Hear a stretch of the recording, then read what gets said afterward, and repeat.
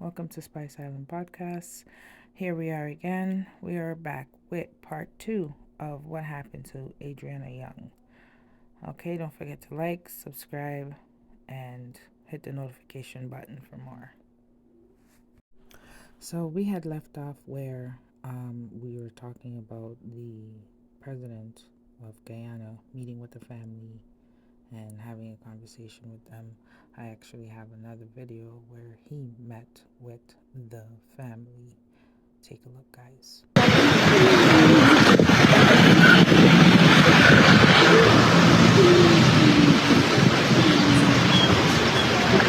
Nothing nobody could do for us. No, need justice. And we need the right thing. We need justice and we need the right thing to do. We don't want no family, nobody corrupt. Nobody. We need the right thing, God. My heart was leading me in that building not to move, and I didn't move from since Wednesday till the fine shit. I never come home, I never do. The only time I leave there is when instead of bringing the sniff dog, I come to get your clothes, which you wear to go, and I pick it up and I went back. I sleep, I eat, I drink no water, nothing couldn't go down in my throat, and to now. And to now, nothing. We always scare my grandchildren and to enjoy themselves.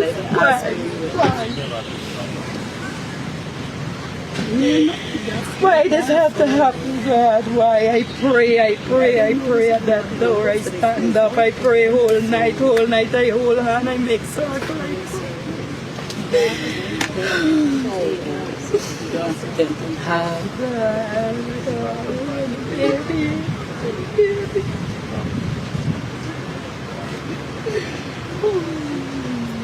Mr. Ali, we saw last night that the commander was reassigned to another place, and we as a family, we were very upset about that.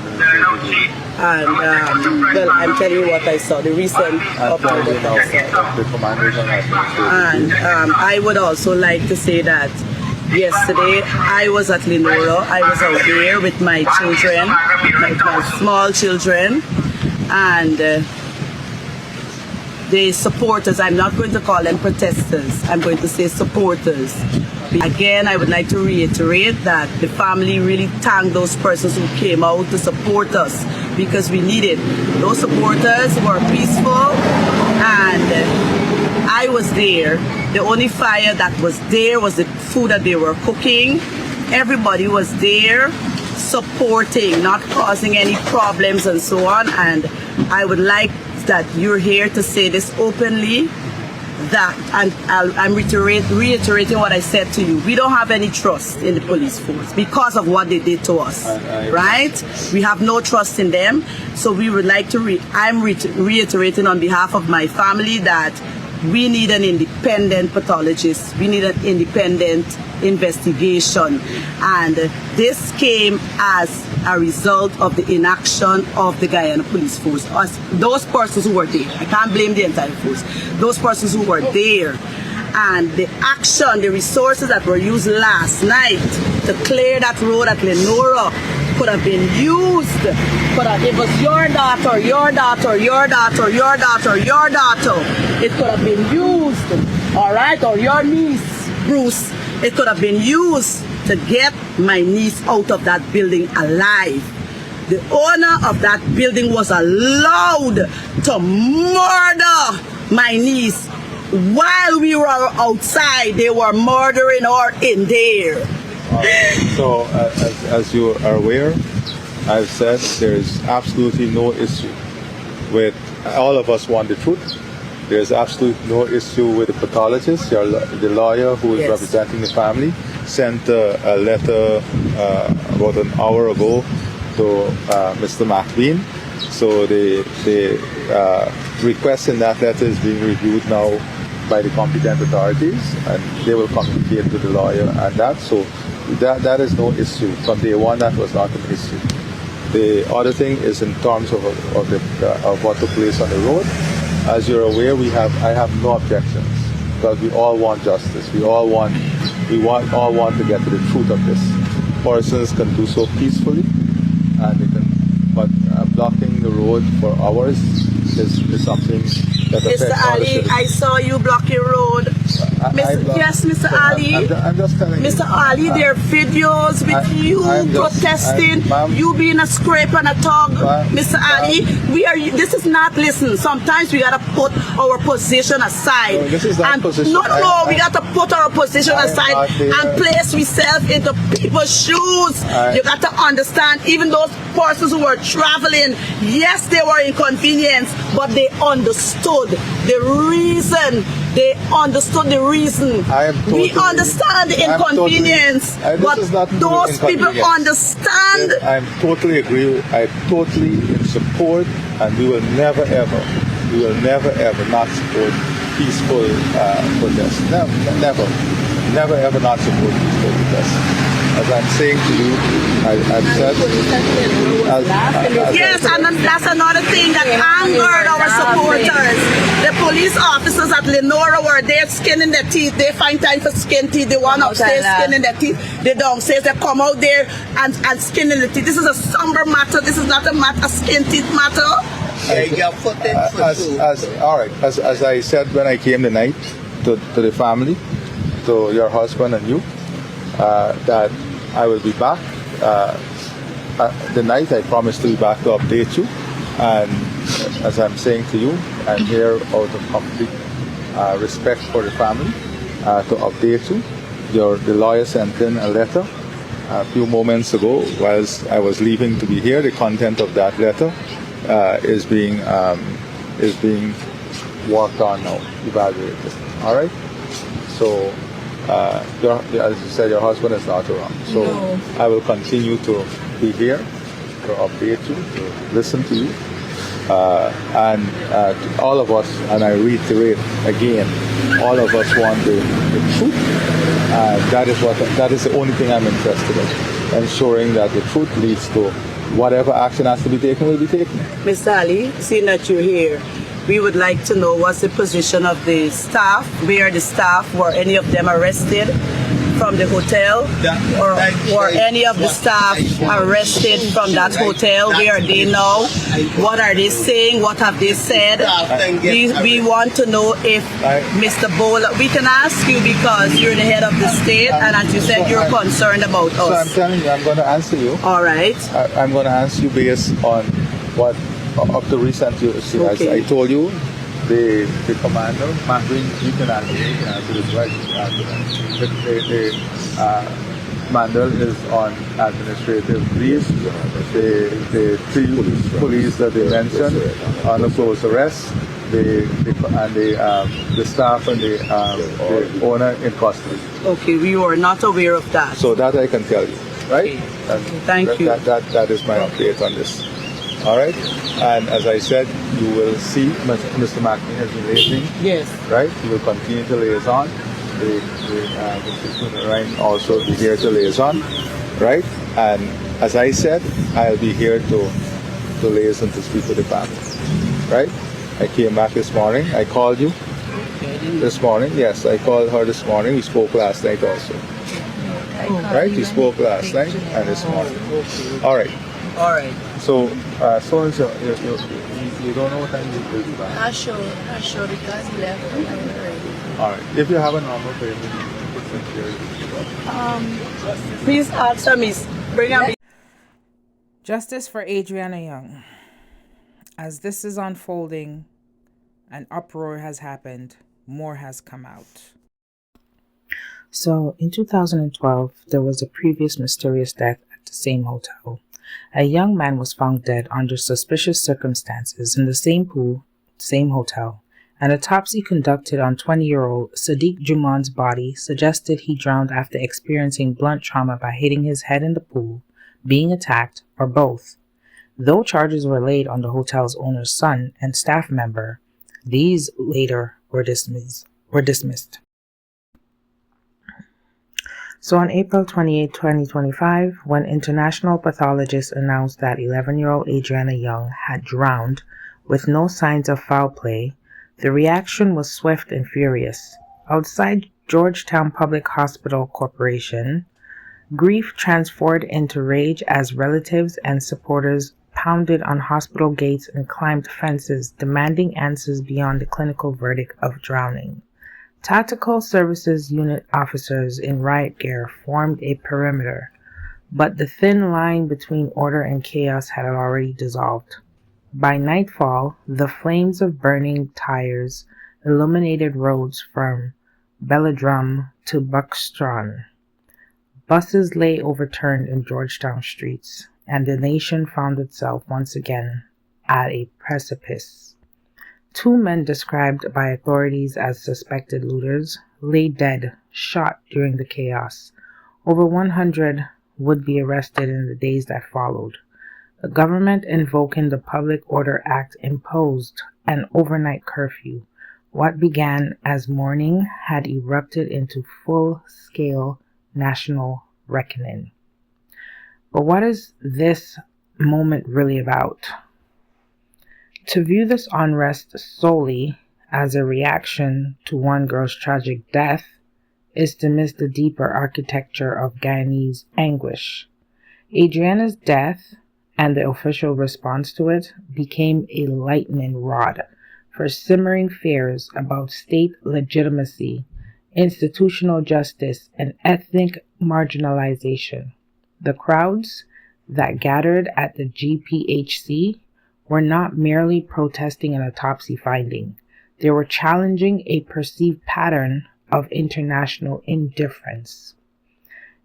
Adrianna's father publicly rejected the drowning verdict, accusing authorities of covering up foul play and demanding deeper DNA and toxicology tests.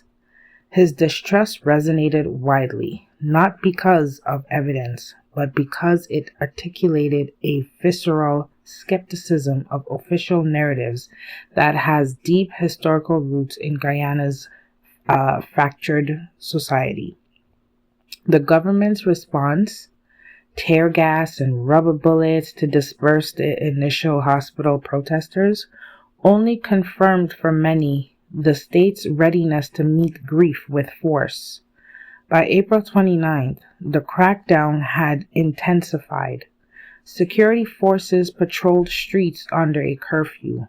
Raids swept through the neighborhoods, and by April 30th, dozens faced terrorism-related charges. Now, I will go ahead and insert some clips so you guys could see exactly what is happening and everything that is going on with Adrianna Young's story. Following the findings, family attorney Darren Wade later emphasized that the pathologists were prepared to brief the media in full transparency, but due to the chaotic and lawless scenes outside the hospital during the autopsy, they were forced to retreat out of fear for their lives. Findings indicated that Adrianna passed by drowning with no signs of SA.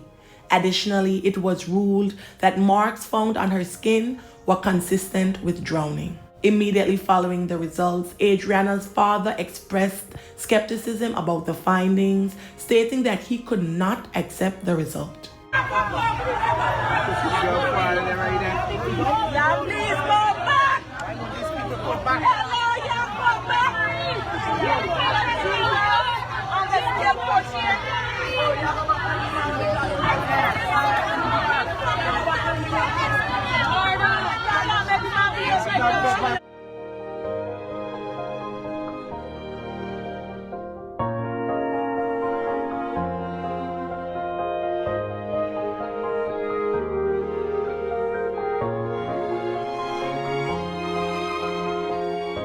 Daddy, what the results said? What the results said, Daddy? Extremely sad day for our country. First of all, I wish to express my deepest condolences on behalf of the party to the family. I saw a video of the father speaking and how distraught he was. And the family deserves answers. and the people of this country deserve answers. And we find too many inconsistencies based on what we have heard so far with this story that has been weaved. So we expect a thorough investigation into the matter. The President has already announced that there'd be a complete, detailed, and thorough investigation into the circumstances through which this young Guyanese, this young teenager, lost her life. Something is wrong, and we have to get to the bottom of this. Minister of Human Services and Social Security, Dr. Prasad. In the investigation, since you've come on board, you've been meeting with people, sinking your teeth into this case. What do we know now? Well, the police, who would be the lawful authority in relation to investigations, have been their communications with the family, particularly updating the family in relation to this investigation, has still been very unacceptable. I can tell you, we have made a request, and that request was to have a copy of the preliminary report of the autopsy, and we are still to receive that. We have still to receive answers in relation to what exactly are the tests being done at this point in time, those forensic tests, so that we can have an appreciation as to really where the police investigation is heading. I do plan in a way to ensure that this investigation moves with some form of seriousness, as I think it ought to have been moving with, is to engage the police again, because we cannot avoid engaging them. Engage the police again, and even if it means that we will have to move to the courts to have some disclosures, that is definitely something that I am thinking about at this stage, because we need to have a better relations between the family receiving information in relation to this investigative process, and the police releasing that information so that they can make very intelligent decisions on the way forward. And any plans for another autopsy or review, because the family can request an independent look at both the report and quite possibly also do their own autopsy. It can happen in Grenada. Can that happen in Guyana? Can they also have their own independent look instead of depending on the state? Yes. And do they intend to? They have not ruled that out, because the families, I have repeatedly said on a number of occasions, are looking for answers. And part of that answer is to have the first autopsy, the entire process, reviewed. And this is because of the amount of distrust that has been built between the state's agency and the family at this stage. There has been little done to restore a level of confidence in the investigation over the past couple of days and weeks. And I can tell you from their own assessment that confidence seems to be further deteriorating because of the very slow communications and the slow type of response to information and requests that we find happening in this case. And so, really and truly, they have not been ruling out. This case has, of course, gotten the attention of many of the experts, many experts from around the world. And they have found a way to reach the family. They've reached out to the family. and they have indicated their willingness to assist in the review of the report, all videos relating to the autopsy, the photographs relating to the autopsy. They are willing to review that and to be able to also give some form of support to the family. So they are not limited in that regard at all. And so I believe they are heading down the line of having a complete review of the autopsy, which might very well indicate that they are going down the line of a second autopsy.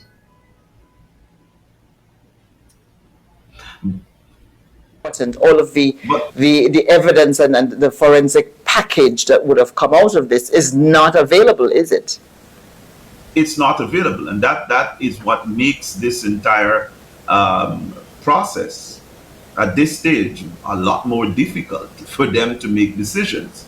We still have burial to be completed, and they have been quite adamant that they are not going to announce a date for the burial until they are satisfied that a proper investigation is being done. Now, if the police are able to at least say that we have taken samples and the pathologists have indeed recommended that a diatom test be done, and you know that the diatom test can of course has been used around the world to indicate whether the girl died before she was placed in the pool or whether she died in the pool. So these are relevant questions that they have, and they have not been given an answer. What the parents want to be assured of is that when there is a burial, then they don't want to fall into the realm of having to exhume the body to do any further examination. So they want to, based on their advice, they want to make sure that a thorough review, a thorough examination was done. All the samples that are needed for various tests, those samples have been collected and they've been pursuing. But the silence of the Guyana Police Force in relation to how they're treating with those questions have caused more concern than not in this matter.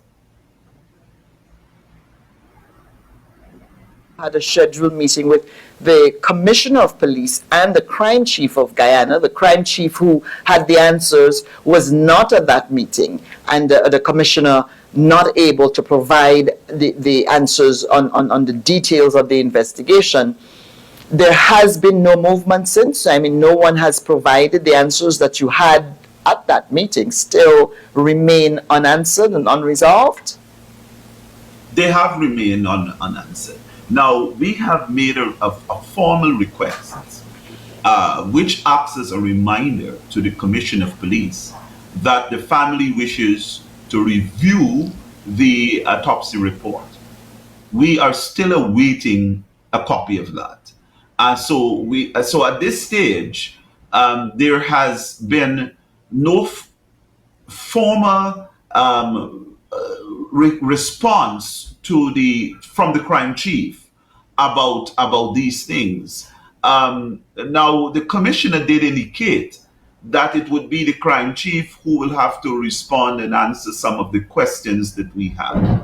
And so, even though a formal letter was sent to the crime chief asking for an urgent meeting, there has not even been a response from the crime chief acknowledging that letter, more so inviting the attorneys and board for the family or the family to be given an opportunity to have an update as to where the investigation.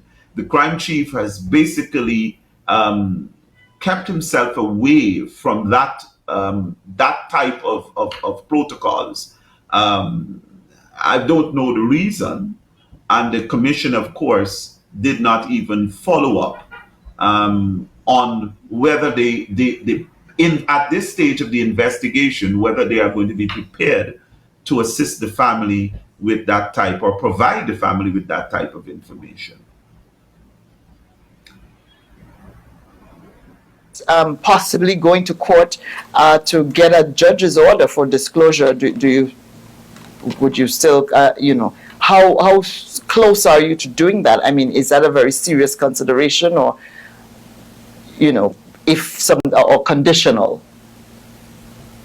It's conditional, because I believe the issues that we are having can be resolved through proper negotiations, which I am attempting again to re-engage the Commissioner of Police and the Crime Chief, because I believe that this matter has had enough negative and bad treatment in relation to how the police have handled this matter. And I believe it's in the national interests that the police change and adopt a different posture in this matter, so that there can be some form of restoration of their integrity in this process.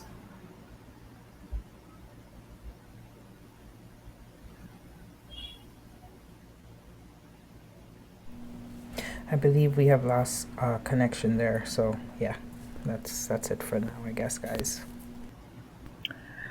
So between 3 to 4 weeks ago, the autopsy of the 11-year-old ADRIANNA Young came out, where it said she died from drowning. Attorney Dexter Todd, representing Young family, confirmed on Tuesday that despite formally requesting a copy of the autopsy report the previous week, neither he nor the family is in possession of the preliminary forensic findings, which he just spoke about in the last video that you just watched. We do not have a preliminary report as yet, said Todd.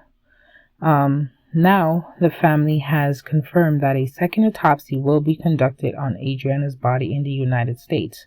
Her body is expected to be flown out by next week. Meanwhile, even as the family struggles to get a copy of the autopsy report, Attorney General Anil Nandal has sought to downplay their quest for a second autopsy. Whether another postmortem or forensic procedure would produce anything of value would be a matter of those who are pursuing that course of action. My information is that it will be very little or no value, the AG told the audience during this weekly talk show on Facebook Tuesday night. Nandal has said the Guyana police force remains the sole lawful authority for conducting investigations in the country. The Guyana police force is the lawful authorized agency to conduct investigations in Guyana. The AG cautioned against outsourcing the core responsibilities of local law enforcement to external entities. Nothing that, if such were to happen, every family would then think that they are entitled to their particular case being investigated by a law enforcement agency other than the Guyana police force. Now, if, in my opinion, the Guyana police force put that on themselves, because you started off by giving false reports. You started off by, it almost seems like you are covering up the situation in a sense. So can you blame the families who would want to do that? No, you cannot. Anyways, Minister Nandal also dismissed criticisms against the government's handling of the matter, defending the actions taken to date. There's a set of people in this country who will never be satisfied with anything this government does. They will always use any opportunity they get, as they're doing now with this unfortunate tragedy, to score as much political mileage as possible. The Attorney General pointed out. He also dismissed the narrative being peddled that justice is lacking under the current administration, referencing the Henry Boyce and Courtney Crumb earring cases, both of which have resulted in charges and committal to stand trial in the High Court. Apparently, if somebody from the People's Progressive Party is not implicated or not charged, then it's an unsolved murder and there's no justice, Nandal noted. Okay? So even after the autopsy was done and stuff, the issue of getting to the report came under further scrutiny following a meeting between the family and Commissioner of Police Clifton Hicken last week. During that meeting, Hicken reportedly told the family that there was no preliminary autopsy report that was available at all. However, hours later, the Guyana Police Force released a public statement outlining what it described as preliminary findings from the post-mortem examination conducted on Adrianna's Young. The police said that while the final report would only be issued upon completion of the toxicological and the histological analyses, they felt compelled to share some early findings due to what they called a barrage of misinformation being peddled on social media intended to confuse and cause public mischief. So basically, they're kind of worried about their reputation, if you get what I'm saying. So the statement appeared to respond directly to public comments made by the family's attorney suggesting that the police had prematurely declared drowning as the cause of death. In defense, the Guyana Police Force asserted that the Guyana Police wishes to make it abundantly clear that it was the relatives of the deceased, their lawyer, and the doctor representing the family who divulged to the press and published on social media the preliminary findings of the cause of death, drowning, from the forensic examination. Thus, the Guyana Police Force categorically rejects the contention of Dexter Todd that the police prematurely or at all release the preliminary finding of the cause of death to the public. So, in a detailed 7-point release, the Guyana Police Force outlined its preliminary autopsy findings, where it says there was no evidence of sexual assault, the external genitalia examined, the hymen was intact, no traumatic injuries, soft tissues and skeletal structure were unremarkable, foam cone was found in the nostrils and mouth, which is often seen in drowning cases. The washerwoman's skin, which is some of the skin issues that we've seen on Adrianna's skin, is actually consistent with prolonged water immersion. There was no antemortem injuries. Skin was intact prior to death. Liquid in phenoid sinus. A brain cavity also consistent with drowning. Liquid in lungs. Another key indicator of drowning. The police also noted that further testing is on the way. Blood and gastric samples have been sent to the National Medical Services Laboratory in the United States for a comprehensive toxicological study, while tissue specimens are undergoing histological analysis by certified forensic pathologists at Mount Sinai. Despite the public release of preliminary findings, confusion persists over the police's previous stance. Following the family's meeting with Hicken, attorney Dexter Todd reported that direct questions about the availability of the report were met with uncertainty. Is there a preliminary report available of the autopsy which was done? Todd said he asked. That has not yet been provided. It's not available, so we have no answer, said Todd. The legal team was told on Tuesday whether the police would oppose a review of the report. The response was, well, we don't have the report, so no answer. And that is why the Guyana people, once again, are losing the hope in the Guyana Police Force. However, I will say this, when it comes to autopsies and all that stuff, it does take quite a while to get done. So the family is not going to get any full answers until a few months down the line. So in my head, I'm trying to figure out are they going to have this baby girl on ice for months before they bury her, because they need to find the right answers before burying her so they don't have to exhume the body again. And I think that's one of the biggest issues. But yeah, we need to kind of keep our eyes open to this. I don't know when the second autopsy will actually take place, but it was confirmed that the family said that she will be flown out to the United States to get the second autopsy done. We just don't know exactly when exactly that will be done. So we're gonna keep close to the story so we can keep everybody updated.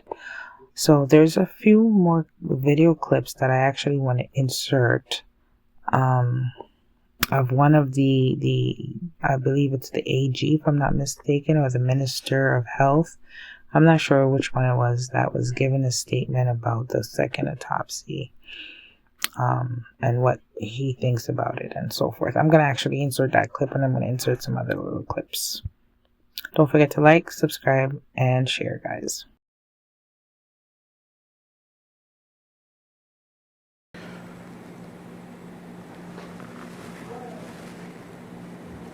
Allow me, first of all, to express my deepest condolences to the relatives and friends of Miss Young on her passing.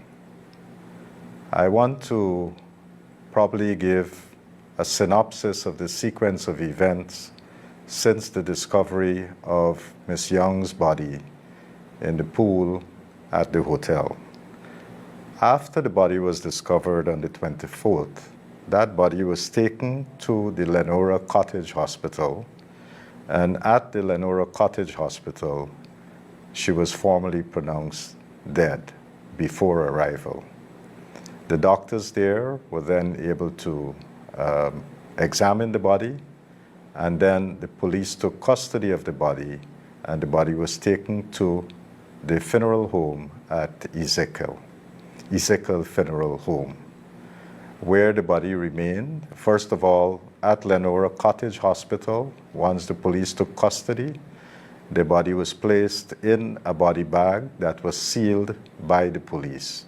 It was then taken to the funeral home, where it remained until an autopsy was done.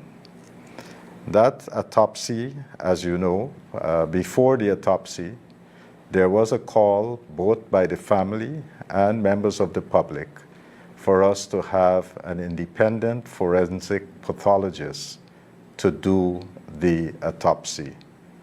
The family, through their lawyer, Mr. Darren Wade, identified a pathologist from the United States of America, Dr. Gary Collins. I think he's the chief pathologist for the state of Delaware. He was contacted and he was brought into Guyana to be part of the autopsy for Miss Young. While the family brought in that pathologist, the government also secured the services of two other pathologists, two eminent pathologists, Dr. Shubhakar Kara Paul, who is currently a consultant forensic pathologist in the Office of the Attorney General in Barbados. Dr. Paul previously trained in India, worked in India as a pathologist, and having served in India, moved on to the United Kingdom, where he, for many years, was a forensic pathology examiner for several of the parishes in the United Kingdom. Dr. Paul then came to Barbados, and he has been working there since, looking at very high-profile case in and around the Caribbean. That's one of the pathologists that we were able to secure his service. In addition to Dr. Paul, we also were able to get the services of Dr. Glenn Rudner, who is a clinical pathology professor at Mount Sinai. Professor Rudner previously worked at Wayne State University, where he trained. Then he went to Duke University and served in several other academic institutions before working at Walter Reed Army Hospital and then coming over to Mount Sinai. So Professor Rodner has a lot of technical experience and has published a number of articles and books relating to forensic pathology. So we have three very eminent pathologists who were part of this team that was assembled before the autopsy. Did you know that if you're a Canadian resident and between the ages of 40 and 80, you could qualify for up to $250,000? Then on Monday, all three pathologists concur, and they assembled at Balwant Singh Hospital.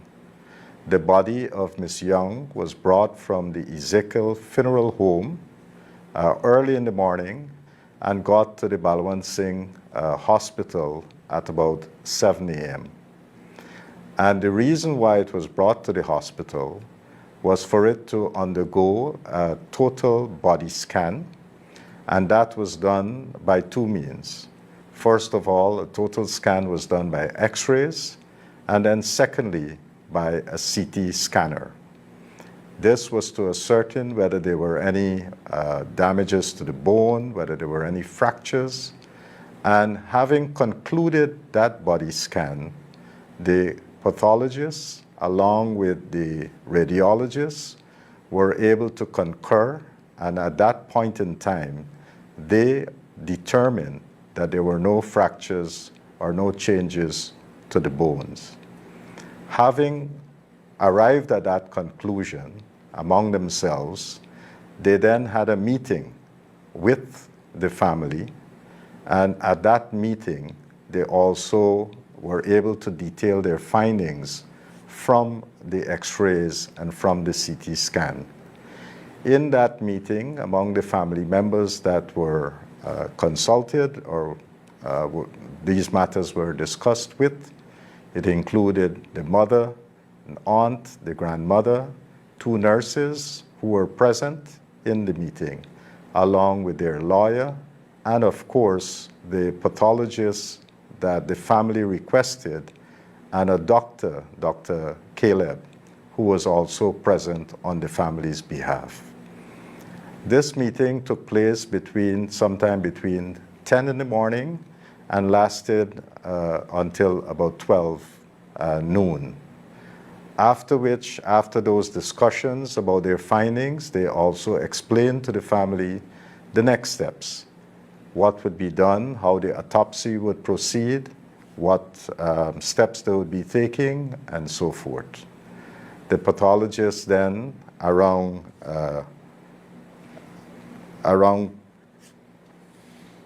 1:17, started the autopsy. And this autopsy lasted from about 1:17 to about 14 hours 45. And throughout that period, they took a number of very detailed steps. First of all, one of the first things that they did was to take photographs of Miss Young's body to ensure that, to document whatever was on the body. While they were taking photographs, videos were also taken, both by the family and the police. And so all this documentary evidence is available. Having completed the photographs and videoing of the body, they then proceeded to do the autopsy. And in doing the autopsy, they went very sequentially, one step at a time and in different parts of the body. And when they did the autopsy, they also took samples of fluids from the stomach, from the lung, from the blood, and they have all these samples along with samples of various organs in the body. From these findings, those samples were taken and given to the police, and the police then took that into custody or into their as part of their evidence. In addition to doing all of that, at the end of the autopsy, the three pathologists then got together, they had a discussion, and they made certain conclusions. Among the conclusions, they concluded that Ms. Young died by drowning. They then had another meeting, a second meeting, with the family, and during that meeting, again, there was the presence of the lawyer, Mr. Darren Wade. There was also the presence of the mother and aunt. Apparently there were two aunts, two nurses, and also the grandmother. And they were allowed to ask any questions that they had of the findings. They were explained what the findings were, and then they were asked, they asked questions, and those answers were provided. The questions were answered by Dr. Collins, who were the ones explaining what they found. At the conclusion of that, the pathologist then departed, and they also explained that from the samples that were taken, that there would be a number of tests that would have to be completed. Again, once the formal autopsy was over and these explanations were given, the body of Ms. Young was handed over to the family.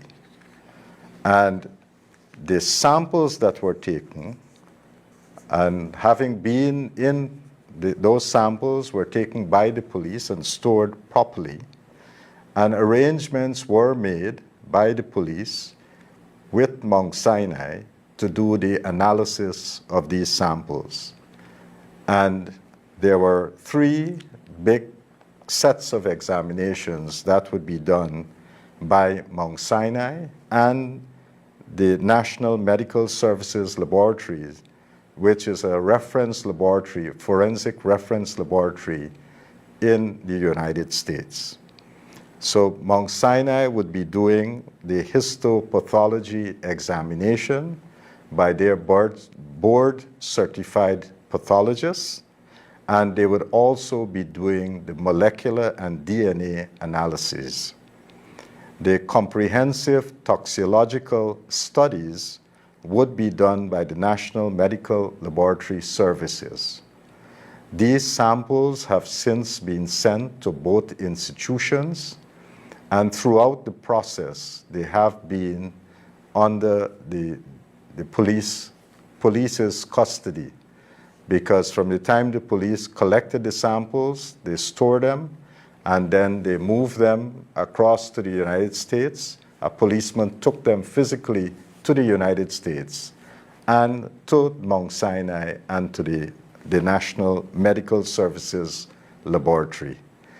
We now await the results from these examination, and once those exams are in, the pathologists would conclude their final report. After the autopsy on Monday, the pathologist issued a preliminary report, and in that detailed preliminary report of the findings that they found throughout the autopsy, they were able to say that Ms. Young died by drowning. And that is stated very clearly in the report. So this was the process that took place. It was a very clear, detailed process. And as you can see, it lasted several hours. Upon the completion of this process, the lawyer for the family expressed their gratitude and expressed how detailed this process was and their satisfaction with the process. The other doctor who witnessed the autopsy on behalf of the family, Dr. Caleb, also did a similar thing where he expressed his satisfaction with the process. During the autopsy, this was witnessed not only by the family doctor, Dr. Caleb, and with the Dr. Collins, the pathologist who participated in the autopsy, but it was also witnessed by a nurse who was present on behalf of the family in the room where the autopsy was being done, by a family member who was also there witnessing the autopsy. And then they had another person who was doing the video from start to end. So this whole process was documented from the very beginning right up to the end. And everyone who witnessed this expressed their satisfaction with how this process went. So we are very clear that it was very transparent, everybody was satisfied, and every single question that was asked of the pathologist was answered. Now, this evening, we understand that there is now a request for another pathologist to come into the country to do another autopsy. But since Monday, at the completion of the autopsy, the body was handed over to the family and was no longer in police custody. This then, if another autopsy is being done, it would be done, but we don't know. Since this body was not secured, we don't know what would have happened to the body from Monday to whenever that autopsy would be done. And this is something that I'm not sure what would be the medical legal effect of that second autopsy. There has been a request, I understand, for this person who is coming in to be accredited by the medical council. Now, the medical council is an independent body, and once an application is made to the council obviously would go through scrutinizing the application and in its own judgment would make a determination whether that person is fit to practice medicine in Guyana. And once they make that conclusion and they make their decision, then that person is either allowed or disallowed to practice here. And so my understanding is that a request was made, and in due course, the medical council would consider that request. But this is where we are. It seems like there are elements out there who want to delay this process, create controversies in this process, and to what end, I'm not sure, because we have a very transparent process with scientific evidence of what took place, and this was done by 3 eminent independent forensic pathologists. And their conclusion, these 3 eminent forensic pathologists, one of whom represented the interests of the family because the family was the one who secured the services of Dr. Collins, all 3 of them have concurred that Ms. Young died by drowning. And they went through a very thorough autopsy. So having a second autopsy, I'm not sure what that autopsy would find. And it is also questionable since the body has since been handed over to the family and was not within the protection of the police. So I thought that it's important that we have these facts out there so that people would know the facts and not be guided by a lot of the emotions that would have surrounded this case, but we should look at things in a very logical way, in a very scientific way. And once we have the facts, I'm sure we'll be able to make the right decisions. Once again, I would like to express my sincerest condolences to the family of Ms. Young, and we hope that all those who want to make mischief would desist from doing so. Here we have lost a beautiful young lady, and we should allow the family and everyone to mourn for this young woman and not to use it in any way to stir unrest in the country as we have seen over the last couple of days. Thank you. So that was the Minister of Health, Dr. Frank Anthony, giving his opinion of what he thinks of the family asking for a second autopsy. Okay, the first autopsy was done by government appointed Dr. Shabaka, who was from Barbados. That was government appointed, and that was the preliminary autopsy medical examination that was done by him. Then it was observed by two other international doctors that the family picked, Dr. L. Collins and Dr. Rudnock from the United States. So that is where we're at, and the family is asking for Dr. Hubert Daisley, but I believe there's some kind of situation going on with the MCGO or whatever it is, the medical board, anyways, in Guyana. They reached out to the medical board in the Trinidad of where the Dr. Daisley is from, and they're trying to get some information back and forth. It seems like Guyana is giving a bit of a trouble because so far the lawyers said they don't have any answer as to when the decision will be made as to allowing Dr. Daisley to come into the country to perform a second autopsy and also to review the first preliminary medical examination that was done by Dr. Shabaka. So that's where we are. That's where we are at in this situation. Also, Dr. Hubert Daisley has what you would say controversial stuff to his name.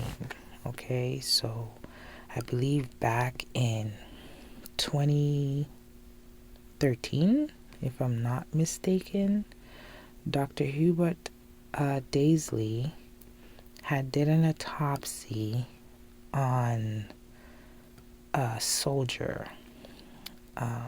Just give me a sec here, guys. Yeah, he did an autopsy on some soldier, and it was in 2013. It was a very high profile case. Okay, so on the screen, that's the government appointed Dr. Shabaka, and these are the other two in the other picture, along with Dr. Shabaka, that looked over the first medical examination. And the next picture you're going to see is Dr. Hubert Daisley. Now him, like I said, he has some controversial behind his name because back in 2013, he did a case on a Trinidadian soldier, Lance Corporal Curtis Marshall, initially ruling his death as a homicide before later stating it was due to asthma attack. The reversal sparked public outrage and raised concerns about the reliability of his assessment.